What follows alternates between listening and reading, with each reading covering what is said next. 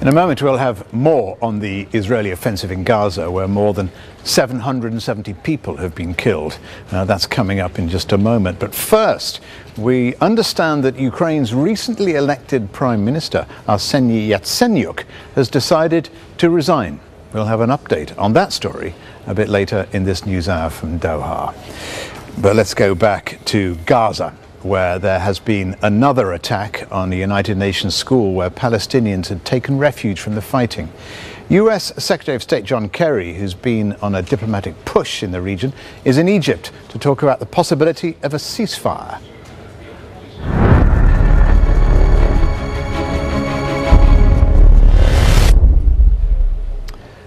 Well, at least 15 people have died, dozens have been wounded. We don't know the exact figure yet because a lot of the wounded have been dispersed to various hospitals after that Israeli rocket landed on a UN-run school. Again, it's unclear whether it was a rocket or whether it was a tank shell. The school at the time was being used as a shelter by hundreds of internally displaced Gazans. It is the fourth attack on a UN installation in as many days. Christopher Gunnis is a spokesman for UNRWA, and he told me in the last hour that Israel had been given the precise location of the school. Look, I'm sorry to say that all I can confirm right now, and we are desperately trying to get the facts out there of what actually happened in this terrible incident, is that there have been multiple deaths, there have been multiple injuries. We gave the Israeli army formally the precise GPS coordinates of this exact location of our UNRWA shelter in Beit Hanun in northern Gaza.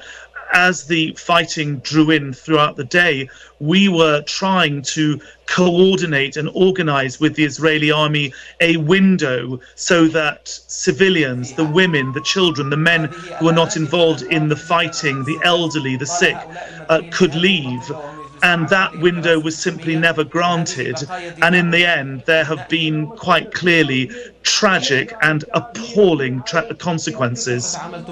We spent the day communicating that, first of all, the exact GPS coordinates of the school and what they were. And of course, in our negotiations, our discussions, call them what you will, with the Israeli army, we made it clear that there were civilians who had to be evacuated from that area. Of course, we were very concerned about the situation there. That's why we were trying to get women, children, civilians out. As I say, it never happened, and the consequences were utterly tragic.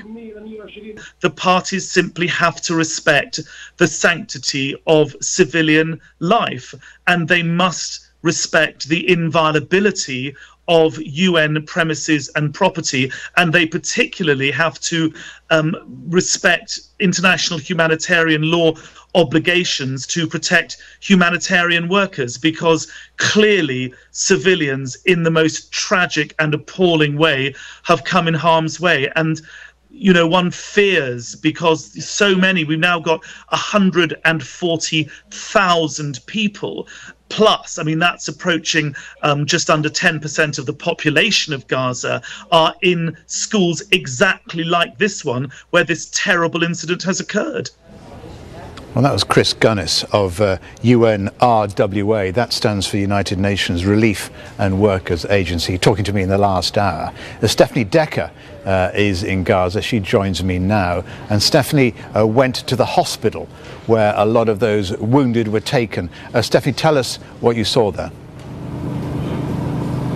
Well, we actually tried to get to the school just after we got the news, and there was heavy shelling in the area, so it was still ongoing. And just to give you an idea of quite how intense it was around that school, we got very close but got met by a lot of cars racing back telling us to leave. We got to the school in Beit Lahia, which is just next to Beit Hanun, and horrendous scenes. Children, little boys, little girls, petrified, crying, injured with shrapnel wounds, burn wounds. We saw ladies being brought in on stretchers. We saw men. I mean, really a combination, but families families mostly, and absolute panic and terror. One woman was screaming, no one could calm her down, asking why this was a place that they had sought safety from the areas around that, because those are the areas, these are the border areas here to the north. Beit Hanun is in the northern border area where there's been intense shelling and fighting also between Palestinian fighters and the Israeli army. These are supposed to be safe havens, and this is, and also it's interesting to have a lot of people say that they're actually angry at UNRWA because they're blaming UNRWA for not keeping them safe. But as we heard from Christopher Gunnison, I spoke to the head of UNRWA here in Gaza, Robert Turner, they have given the coordinates to the Israeli army clearly. So everyone is asking the question, why would the Israeli army target a shelter that they know is full of civilians seeking shelter from the fighting, and yet the fighting is landing straight there? What people were telling us is they were trying to be evacuated because it wasn't safe, because of the shelling going on, and this is when tank shells, we're told, hit the area. So 13 dead is the latest number we're hearing, and 150 injured.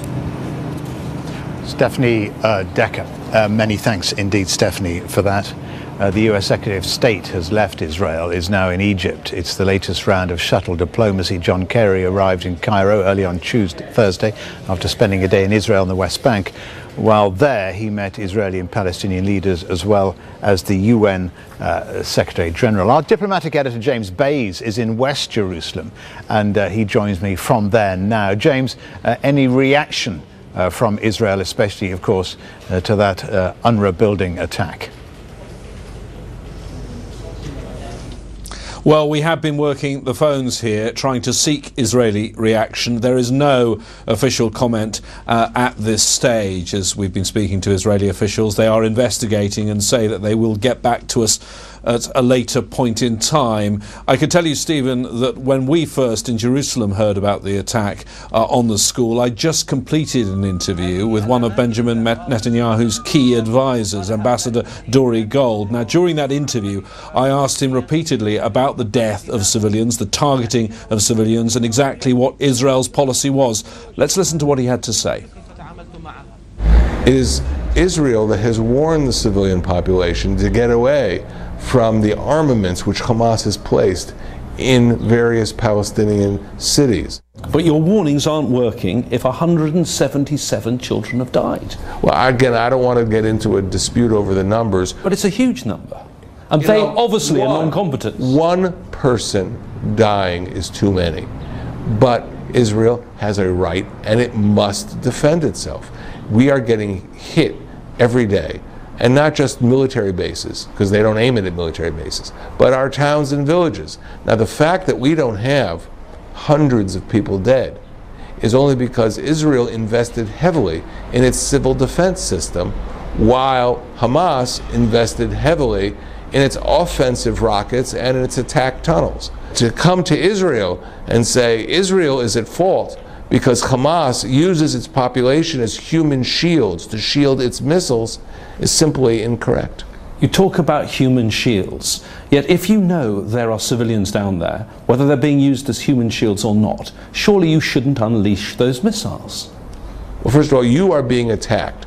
You see on the ground missiles that are going to be fired at your civilian population. But there are civilians that you're targeting at the same time, and you know they're there. You're just telling me human shields are there. That means there are civilians there. Surely you shouldn't, at that point, unleash your weapons of war. What Israel has been trying to do is to warn these people so they will not stay there. But, you know, what are the choices Israel has in this kind of a situation? And what is the choice that a British audience in London or in Paris or German people in Berlin would face? You have three choices. You can say, wait a minute, they're firing rockets at my civilian population. I will therefore, as a result, unleash my full military power. I'll napalm the whole area. I'll bomb the whole city into rubble. Israel won't do that. The second choice we have is to say, you know what, there's nothing we can do. There are some civilians mixed in with the military capability in these particular areas of the Gaza Strip. We're just going to raise our hands. But if we do that... Isn't that the option you should take? Isn't that the option? You mentioned the British and the Americans. That's what they did in Afghanistan and Iraq. When there were civilians in a property, they didn't attack. And when we see civilians, mixed with their Hamas military, we call off the attack. Ambassador Dore Gold there speaking about Israel's efforts to avoid civilian casualties.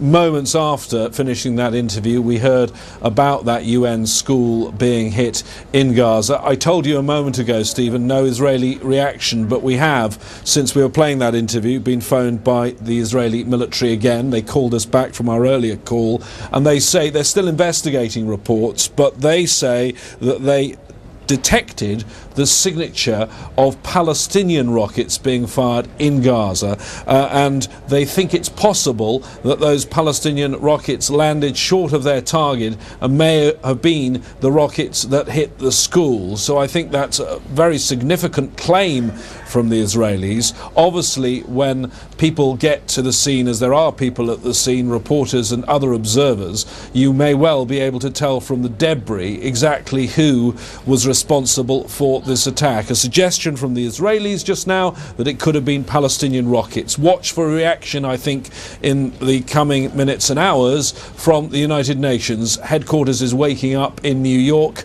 I'm sure at UN headquarters in New York there'll be a lot of talk about a UN school being hit.